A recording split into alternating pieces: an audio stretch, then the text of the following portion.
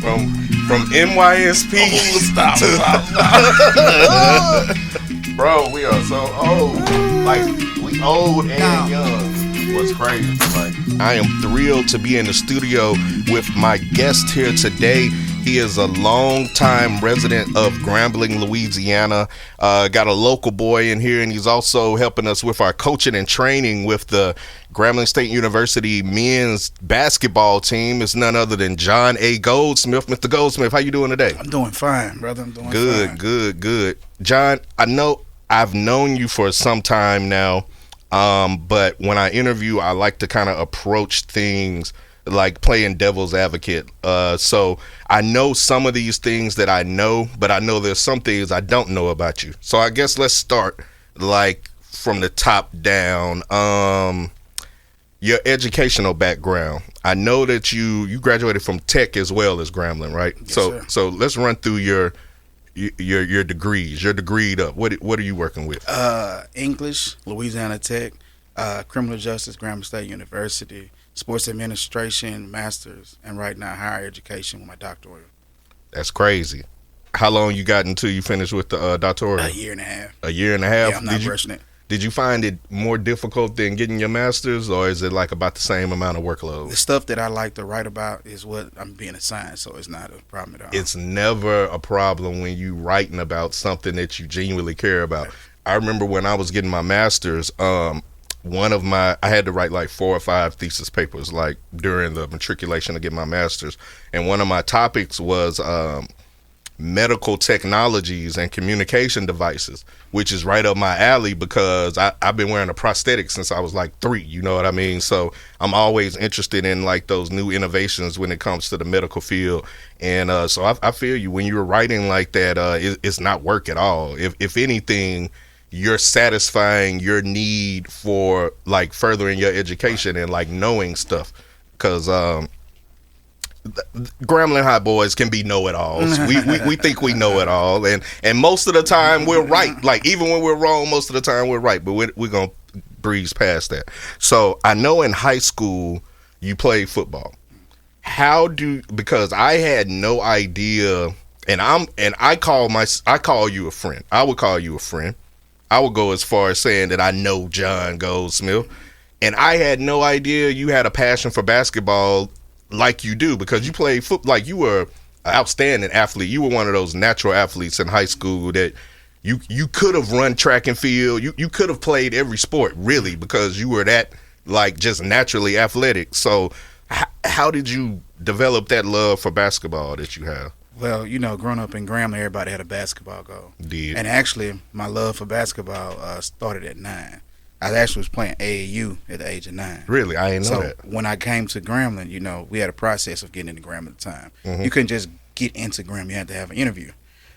So I ended up playing basketball in middle school, and I was going to make that transition actually into high school. Mm-hmm. So for tryouts, we were trying out, and I love my Davis, my boys, Brandon and Everett. I always get on to them. Yeah. The ball was coming off the rim. I went to go get it. Went down, broke my ankle in like 3 places. So when I broke my ankle in 3 places, the next day, walked in, my old teammate from Reston, Mr. Eric Lewis, and I was like, "What you doing?" He was like, "I'm here." I was like, "Oh," and so it pushed me back. Yeah. So I still hooped, still did everything, went out there, and we had our first practice at the football season. But you know, once you stop bouncing that basketball a lot, your rhythm, you lose it. Yeah. So I still had the passion. So when we finished high school early, I actually came over here and walked on, which was crazy. Like I battled to walk on, and I actually made it. Yeah. I got put off though. Why? Because I was late for weights. I came to weights one day, and I didn't. That's why I'm such an advocate for you really got to work. Yeah. Because they don't know what they're walking. High school has nothing to do with college. It's two different worlds. It's and 2 different worlds. So tired. Right. 5 o'clock workouts, then 8 o'clock, then come back to the weight room at 11, then come back to the gym at 3, and I was late. And so he told me, he was like, "Hey, you can go back home. You can go back to your room and go sleep." Eesh. That's a tough pill to swallow when you're a high school student, but lesson learned nonetheless. You know what I mean? Like, because it's the same thing that we try to instill in these college age students, like being prompt, and you literally can miss opportunities being late. You know what I mean? So, but lesson learned, it seems. So high school, what position did you play in football? Corner. So that means you was out there trying to get it. I was trying to knock people out and put them in the hospital. Yeah. That's crazy, man. That is so crazy that like I follow you on almost all your social medias, I think, and like what I constantly see is you like motivating and training young athletes, and like I never see you training people on that football field. It's always like strength and conditioning, like for hooping. You get what I mean? So that, to me, that's how I knew that, like, man, John must really be passionate about this, because I had no idea until you started posting stuff. Like, I didn't even. So let's tell us about. We're gonna get to your Grambling State work, but I want to know specifically about the training and conditioning that you do in the neighborhood, specifically like in the Ruston, Grambling area. Because I've seen you doing stuff in the summertime before, like really all types of years. So tell us a little bit more about what you do with these high school age students and the things that you all train and all that. So my second year coaching AAU, I went to I think it was a meet with LaShawn Johnson. And so I head coach a team, the 8th grade team. He head coach 7th grade team. I was off that weekend, so I decided to travel with us. How we do go with each other. And so we went down to a tournament, and it was a whole bunch of cameras. I mean, ESPN, all these cameras in this gym. And I was looking, and so we sat down. I was like, I say, bro, why these cameras in? The parents went, you must don't know. My baby, the number 1 9-year-old in the country. She's, of course, from the guy who from here. And I was like, what? So that's why these cameras here? This 9-year-old kid come here and play with us. Yeah. His IQ was high. He was special. Yeah. But then, for me, that was a light switch. We in trouble. That boy 9. I know I can bring him up here and he'll do work. Yeah. We're not working hard enough. Yeah. Then me and Elijah, that's my little brother. I talked to him. I just talked to him yesterday. He's showing me his process to get to the NBA was ridiculous. Yeah. And that work ethic was ridiculous. When he's in high school, I'm still his big brother. I come over to the high school, I sit in the gym, I watch him and Paul work out, and the workout is just super serious. And when you're mentioning Elijah and Paul, you're referring to the Millsap brothers. Mm-hmm. Got you. And their workout was just relentless. Yeah. So God just put me in a position to see, like, this is what you need to do. If any of these kids want to make it around this area, their workout has to be relentless, and that is what separates them. That's the problem that we have around here. We're not, and I tell people all the time, it's not a knock. We far behind. Yeah. They gotta love this. Like Antonio Hudson and Corey Dean, they didn't have trainers. And I tell parents faithfully, I said, it's true. Why didn't have trainers? Because they were kids. You go outside and I'm at Jared House, we up there skateboard. That's still a workout. Mm-hmm. I still somebody gotta walk home. Yep. We walking to the gym. We going over this person's house. We're walking probably 5 miles a day. We're not even realizing. Yep. The average kid right now in the 7th grade does not walk anywhere. Because all the activities are inside. Yep. Everything is remote. Everything is digital. Yep. Nobody plays. Like we used to, because I grew up in Fellowship, like south of Selmsboro, and we had like outside rule. Like you can't be in this house. You have to be outside for a determined amount of time. Like we couldn't even come in for water. We had to drink from the water hydrant, the faucet. Like, and that was normal. And now that I'm older, like even though I can hear these knees when I stand up, they not kneeing like other people's knees because we were out there. So you start training in the summer. You start training during the year. How do you stay motivated to do that? Like, let me seasonally. Let me go back for something. I didn't start training. Really? For me, I've always been active, right? So I came to Grambling State, came play basketball. I don't want to be just a student. I have to do something. Yeah. So I joined ROTC. We're getting up here. We're running 5-6 miles to this mill back here at the end. Mm-hmm. So I love to run. So what I did was, this is no lie, I just started running. Yeah. I was running around Ruston in the morning time, 5 o'clock in the morning. That's crazy. The farthest I ever ran was to Simsboro, so I'm just running, bro. Steady running. Forrest Gump. Really, Forrest Gump, right? Just to run because it's therapeutic. Yeah. Kid you not. Some kids came up to me and was like, you run in the morning? I was like, yeah, why? We want to run with you.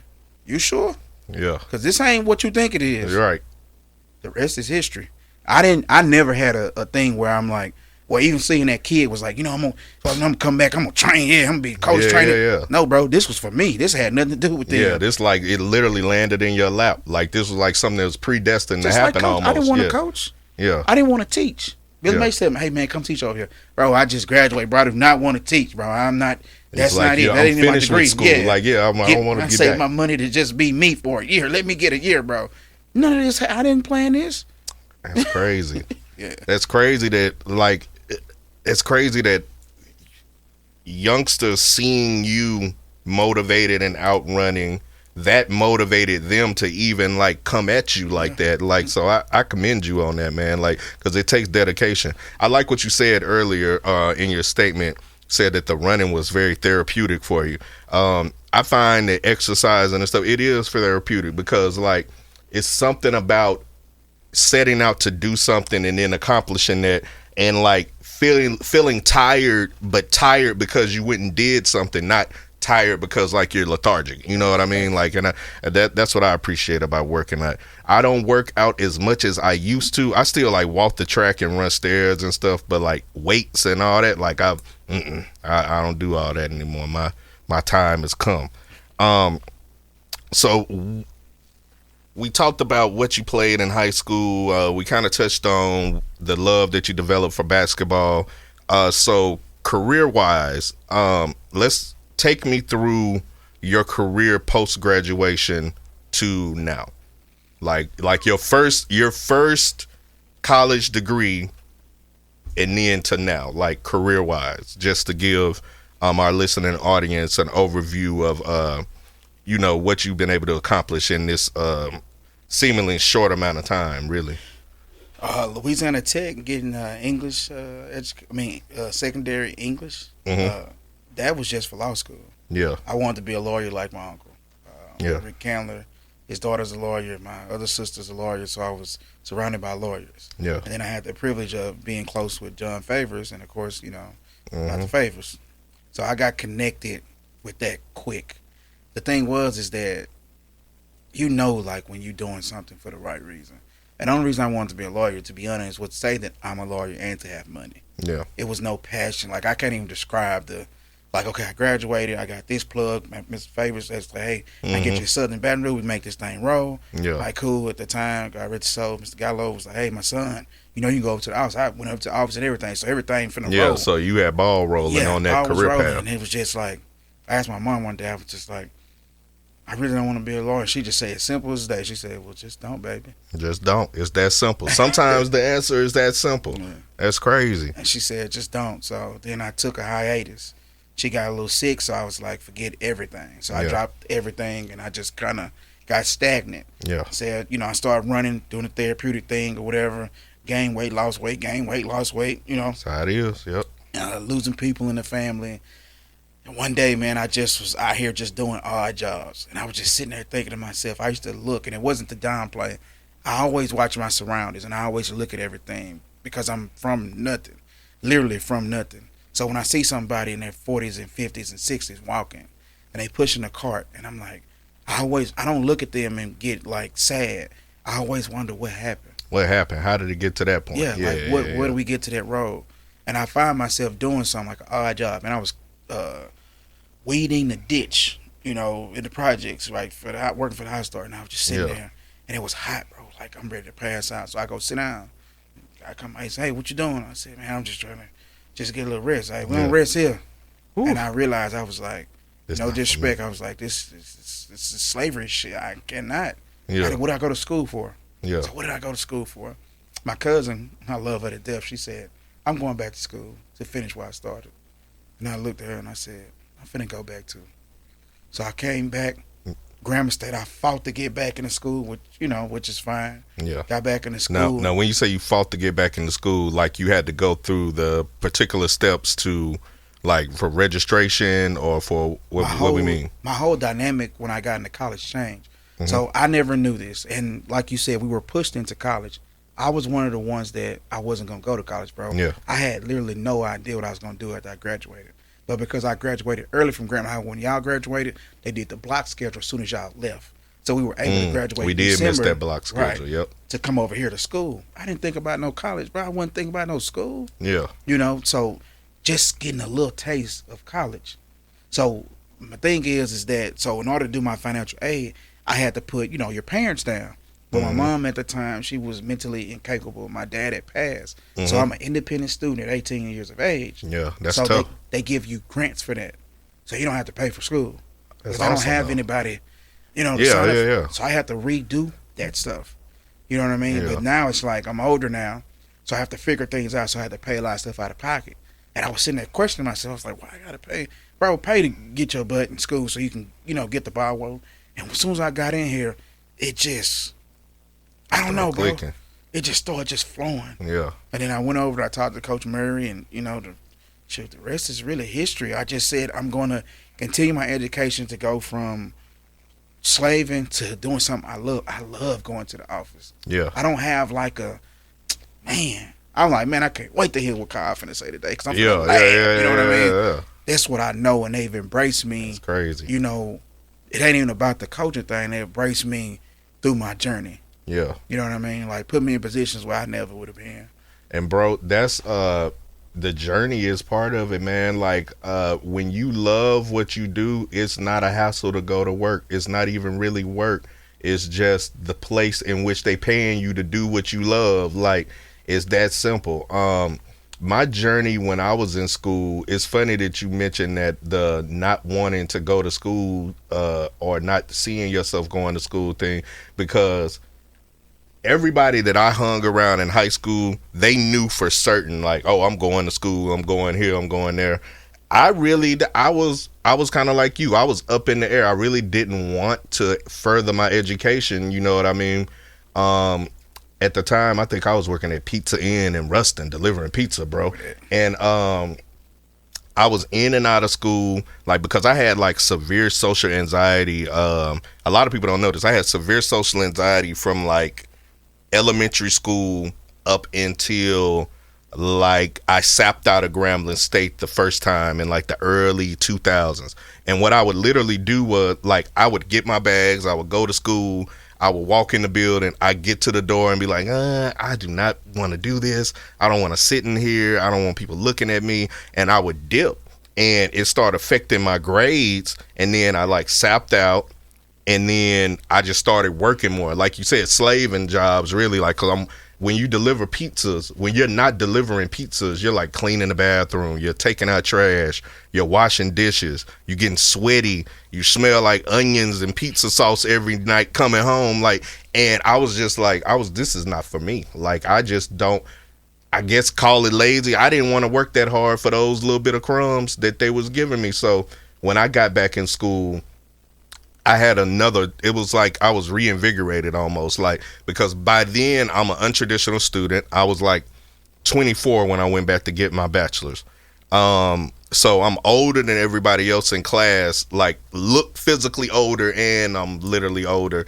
And I don't know, I was more motivated than them because life had already beat me up already. Like, so I was like, nah, I gotta do this. So I commend you on continuing the journey, man, because a lot of people, once they stop, they don't start back up. You know what I mean? And then they get into a cycle of working slaving jobs, like you said, and that kind of stuff puts city miles on you, like, way before you've reached your peak. Like, you see the people out here, they younger than us and look older than us, and like it shows. You mentioned your mother and your father earlier. Like I said, I follow you on social media. So I know how detrimental it was when your mother passed, and condolences to you as well. So how you doing since she passed, John? How you doing? I'm here. You here? So have you got, because because I hate when people do this to me, but so not to compare my apples to your oranges, but my father passed in 2010. He passed away from, ironically, he was a mechanic and he was a engineer at a gas plant. But he ironically passed in a car accident. But I was in California when he got into the accident. So once I got the call, I had to like catch the flight and come back home. And it was like peeling that scab off again, because everybody else, you know, it was like, it took me like 2-3 days to get home because it was like layovers and stuff. So when I came back, it was like I was pulling off another scab because now everybody else had to be sad again around me. And it was like, it took me so long to get to a point where I could be like, yeah, I'm good and content with my father's passing, because for a long time, like you said, I was just there, man. Like it's one of those things where I regretted not spending more time with him. You get what I'm saying? And man, when you was going through that online, like I already knew what you was going through, man, because when my father passed, it was unexpected. You know what I mean? I didn't get to say my goodbyes. It was like a whole thing, man. So I just really wanted to know how you were doing since that, and what kind of coping mechanisms do you use to like get through your tough days? We being honest, I don't. You don't? Yeah, I'm not where I'm supposed to be. I haven't even grieved for real. For real? You got to start the grieving process, bro. I understand, but you just hadn't done it yet. Me and my mom's like life was tough. Yeah, it was tough, and I turned around one day and it was just us. Yeah, and then I turned around one day and it was just me. You. Yeah, and then I fought to find her again, and once I found her again, we had like 3 good years, bro. Like it was just cool. Yeah, and she started getting sick, and then I reshaped my life to just be a son at that time and a father. Yeah, and that was the only thing my life consisted of. So her passing was it made me into a little kid. I was a little kid the night they called. They were scared to even tell me because they knew the relationship that we had at the facility. And that night, actually, Yum came, and he took me up there because I wasn't fit, to drive. Yeah. And before the funeral home came, she was in there, and Yum walked me in there, and it took me 5 minutes. If this the door right here and it's open, and she right here, it took me 5 minutes to walk from right here to here. I get it, man. I pray a lot. I've always prayed a lot, but I pray so much now. And I'm going to figure this thing out and have my moment one of these days. But it just is, when I see it, it's clear as that I can see her. And just like I'm saying it, it just goes away. Yeah. And I can't see it clearly. Yeah. If that makes sense. I do go to therapy. Therapy every Thursday at 2 o'clock. It's so funny you mentioned that. Again, you never know how many parallels you share with somebody until you like sit down and have like a convo with them. So in 2020, I got separated from my ex-wife. In 2021, I started going through therapy until, for the time being, because the world was closed. I was spending less money. Once the world opened back up, it kind of shortened my funds, so I stopped going. But I really want to pick back up with therapy, man, because what people don't understand is, in the African American community, there's always been a stigma with seeking mental health. We throw the word crazy around a lot, or Looney Tunes, or he ain't got no sense, or he can't get right, he ain't right in the head. Like, and it's nothing wrong with speaking with a therapist about what you're going through, because I tell people all the time, it's nothing like a person who's paid to listen to you vent and give you unbiased feedback.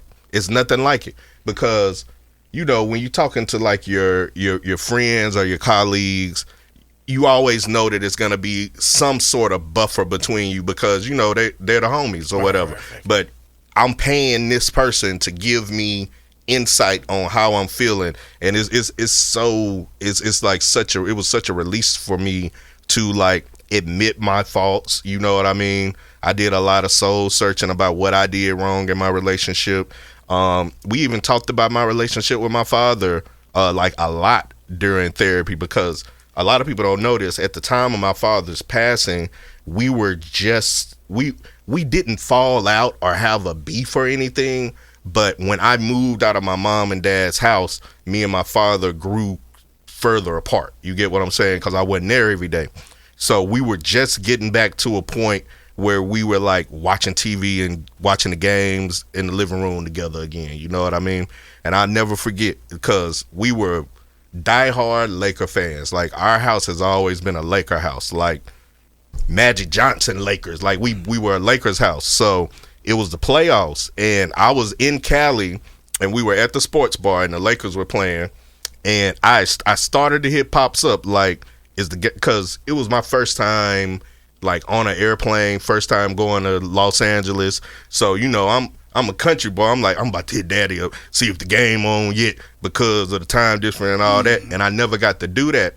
And then once we got that call, it was just like I felt like the rug had been taken from under me because we had just started back building. And it's just funny the parallels we sharing here, man. So like I feel you on the therapy thing, but you know one day just you gonna have to have that release and get your grieve on. Do it at your own time.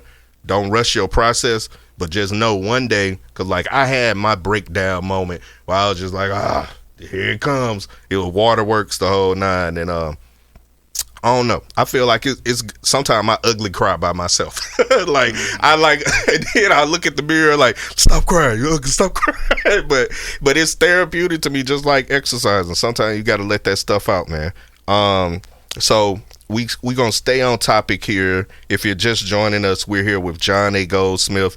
He's so what's your official title with Grambling State University? Right now, I finished out the year being a GA or whatnot. A what? A GA. A GA. So what's that for non-basketball people? Graduate assistant. Graduate assistant. So as a graduate assistant, what were some of the responsibilities that you had with the GSU basketball team? Recruiting, social media, workouts, anything you could think of. Yeah. Transportation players. Renaissance guy, whatever they need you to do. Whatever they wanted me to do. Yeah. That's crazy. So if we are, I'm trying to touch on your time here with Grambling State University because you've been doing this for a while. What would you say your fondest memory is working with the GSU men's basketball team? My fondest memory. This is crazy.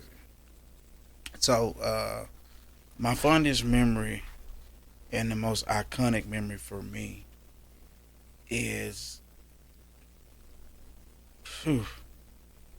I think the love, and it might be a sad time when it happened, so whatnot.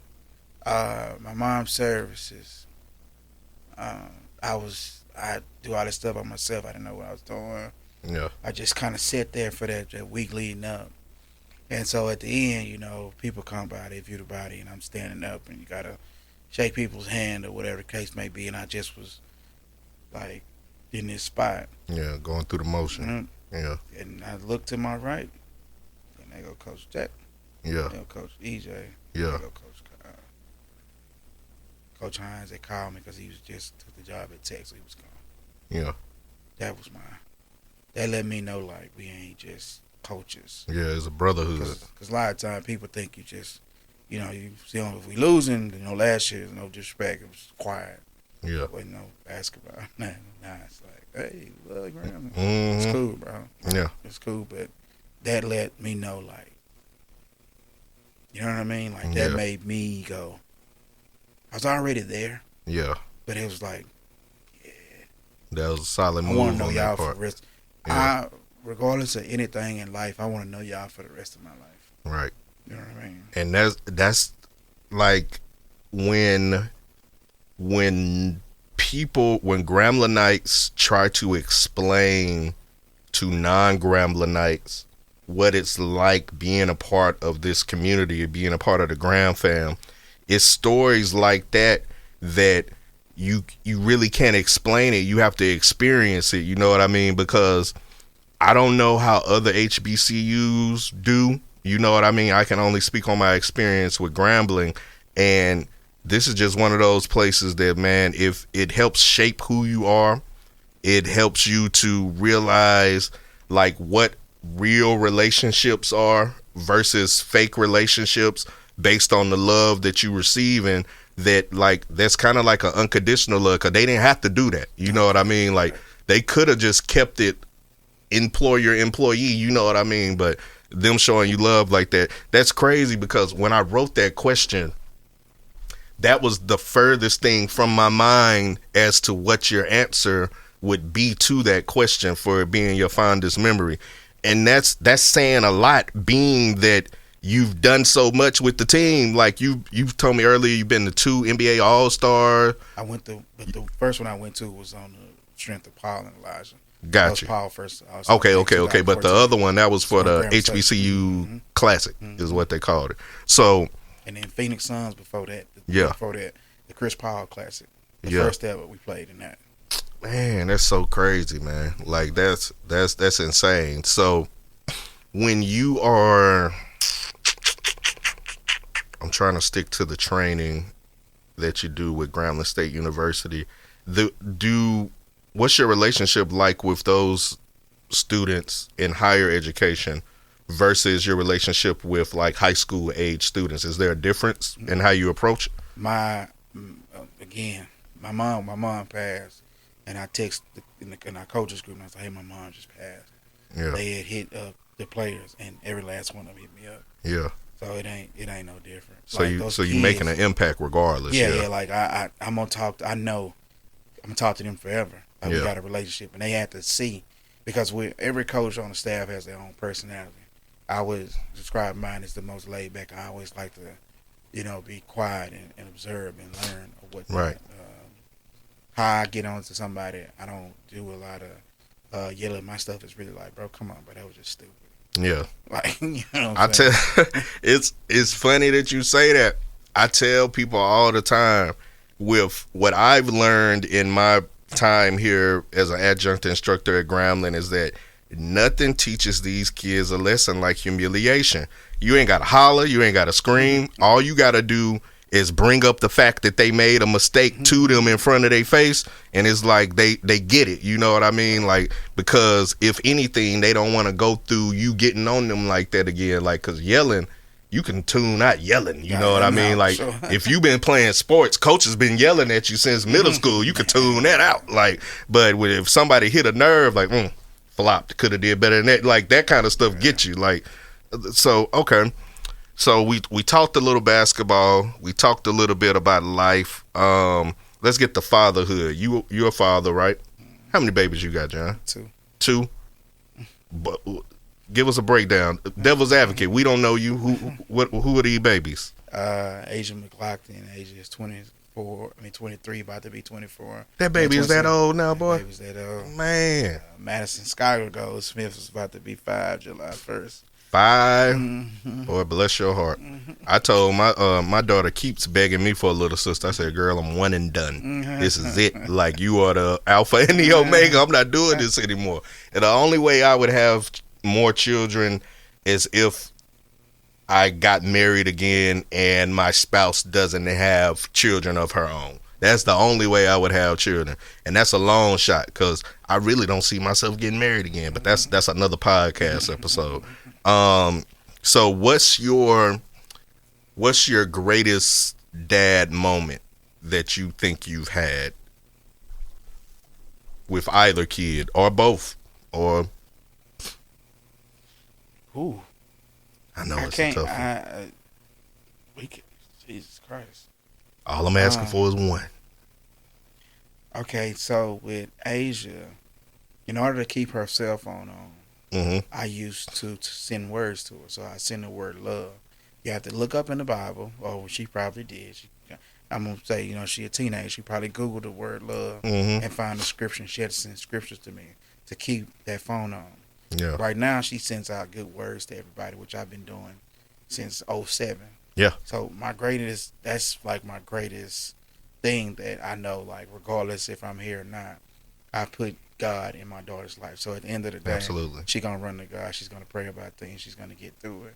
Making her stronger was one of my things. And with Madison, at the age of like a year and 8 months, I was bringing groceries into the house.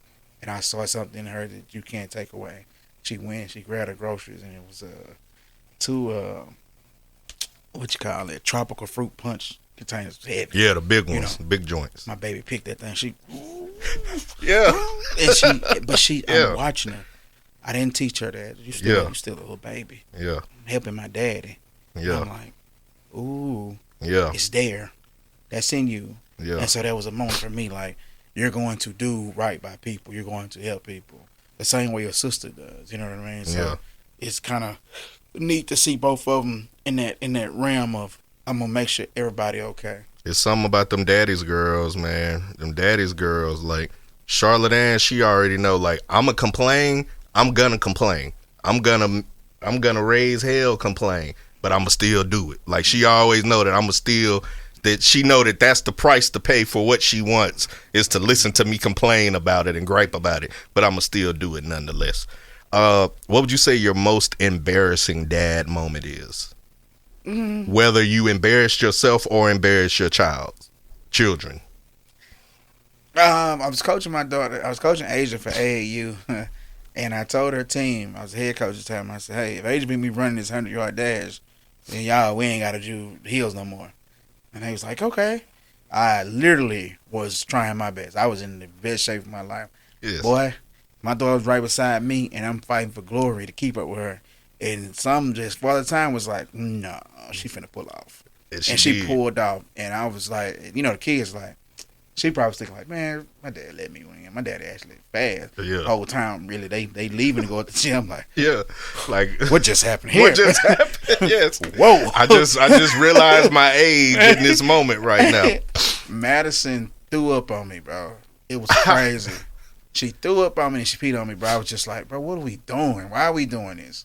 Why are we throwing up and peeing on daddy? That does not, bro. I just changed you, bro. And you know what I mean? That's the kicker, is when you just change them and then they like mess that diaper up immediately. Yeah. It's like, oh, you finna sit in that for a little bit and smell that? You gonna do this to me? Okay, what about, let's see, we talked about life. We talked about fatherhood. I think we touched on career goals. We've been talking about spirituality, parents.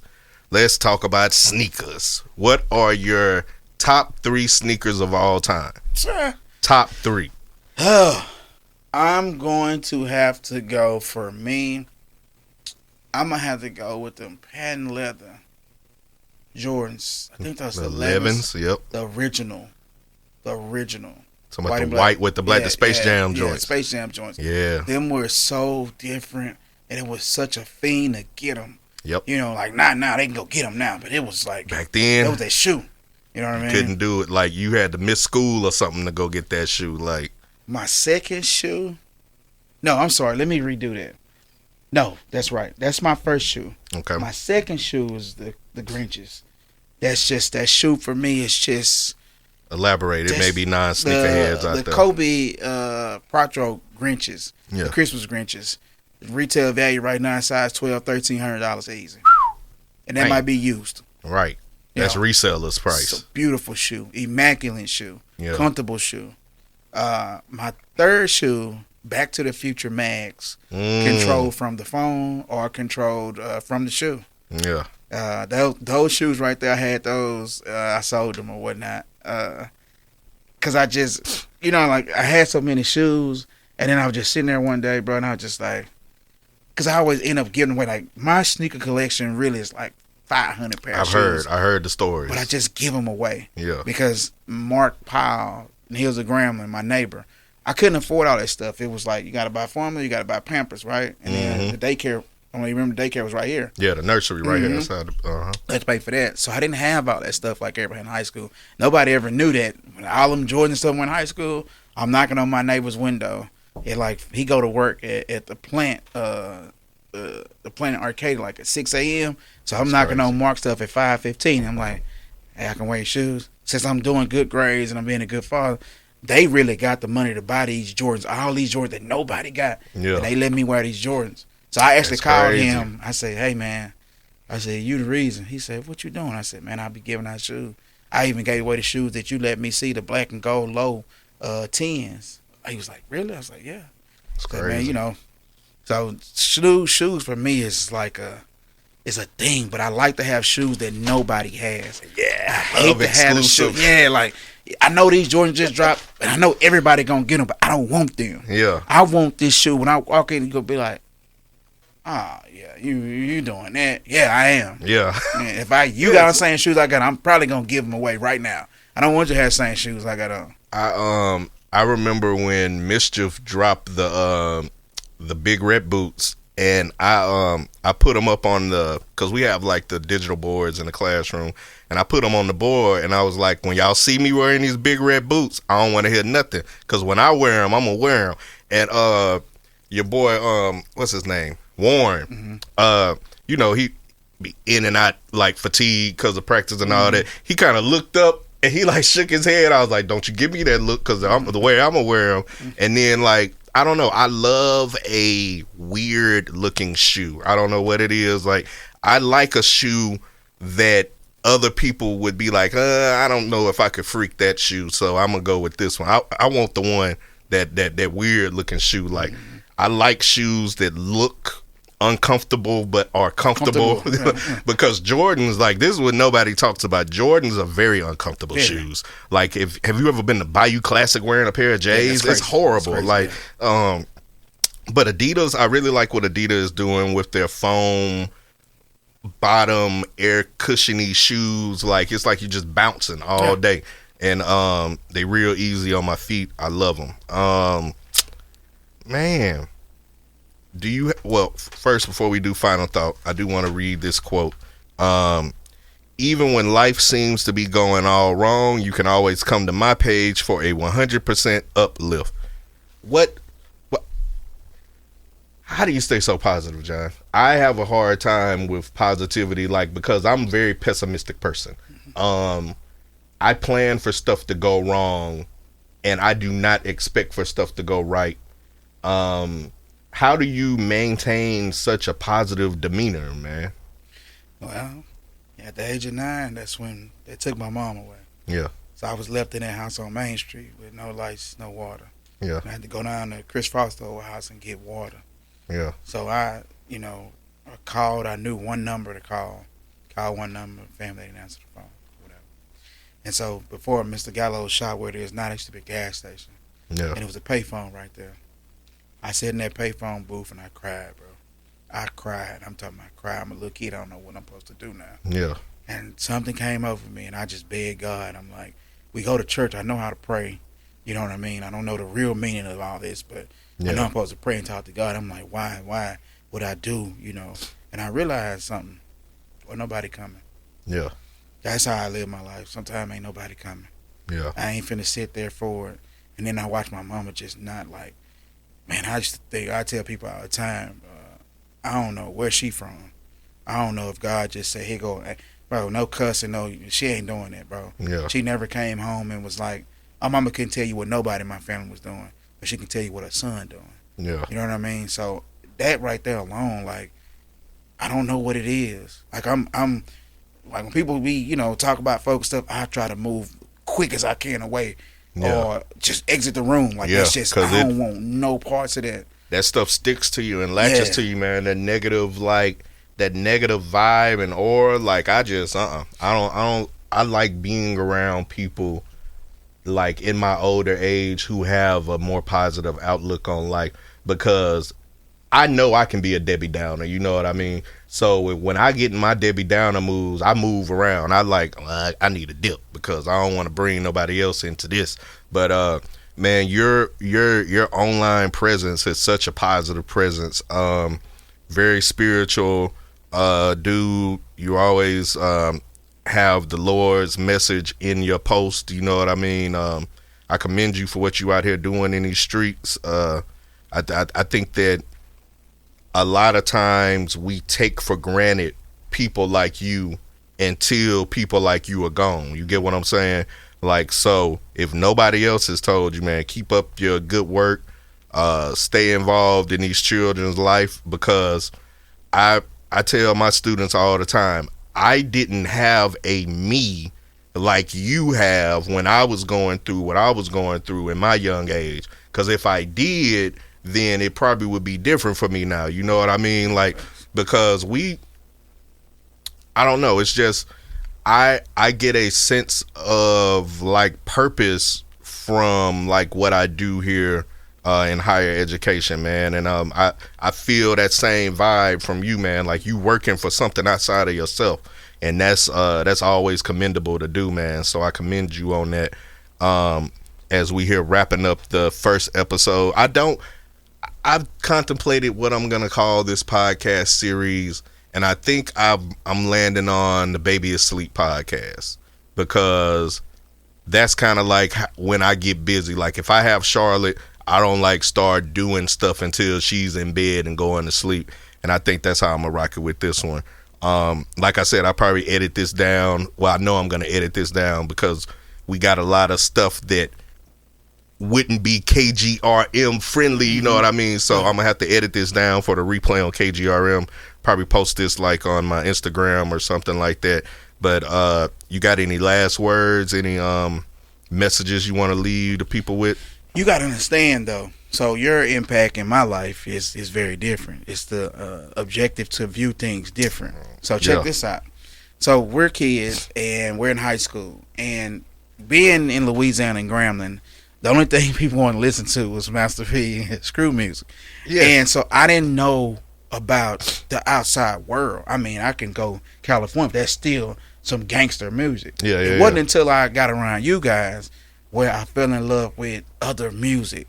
Like I listened to Jay-Z. I started listening to Nas. I fell in love with Outkast. I saw y'all leave. Return of the G's on look, I saw that y'all, was our song, yeah, bro. Like, that was our song. I saw y'all leave, and I'm like, bro, where y'all going? You like, man, we finna go down to Nice Records. We about to get these CDs. I was like, what CDs? Like, man, Outkast just dropped the album. I'm like, what? That was that Aquemini. Yeah, they dropped the Aquemini. Yep. So I go, see what you guys talking about. I tell people all the time, it's like, man, you from here. Why your music variety so vast? And I was like, bro, met some guys when I'm younger, and their view was not, no disrespect, you know what I'm saying? But what's crazy, I was listening to all that too. It's just that the Outkast and the other stuff had a bigger impact on me. Like, what's crazy is now I listen to more old school Texas and Louisiana stuff now in my older age than I ever did back then. But like, I was still cognitive to it, but it was just like, I don't know, man, Outkast and like East Coast rap, it was like so not Louisiana, Texas, that like I was attracted to that, you know what I mean?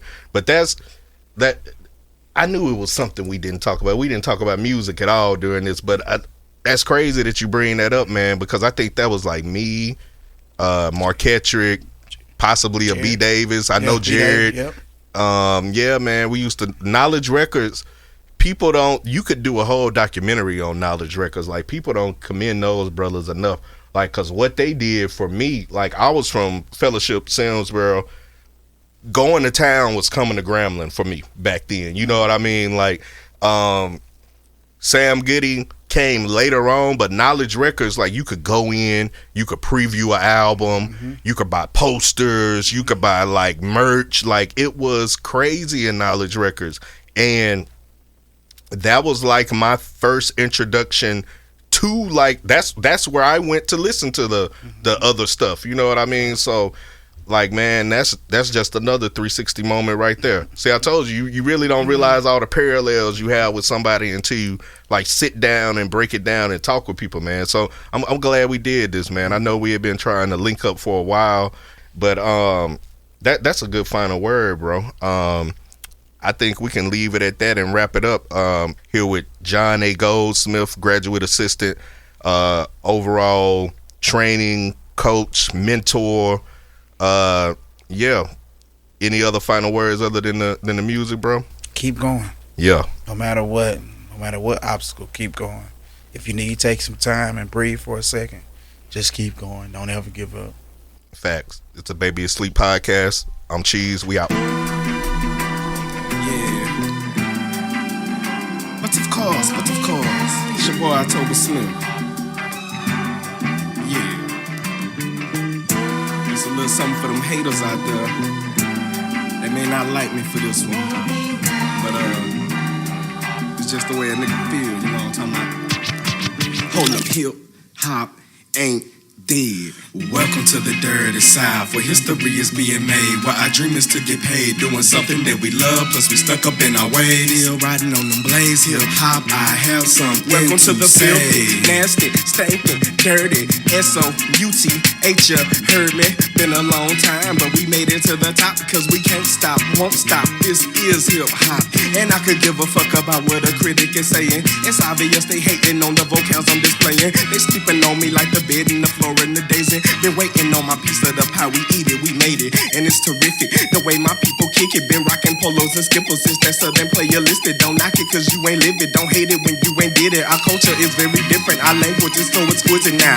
And you may have grew up on running DMC, but I was raised on Bun B and Pimp C. Or what about 8-Ball and MJG, throwing a little LKAS to the T. Yeah, I never really got into graffiti, but I used to airbrush my shit from my wrist to my beanie. Yeah, they can't believe it, yeah, my people making money, yeah, laughing because it's funny, yeah, watch me Josephine Johnny, yeah.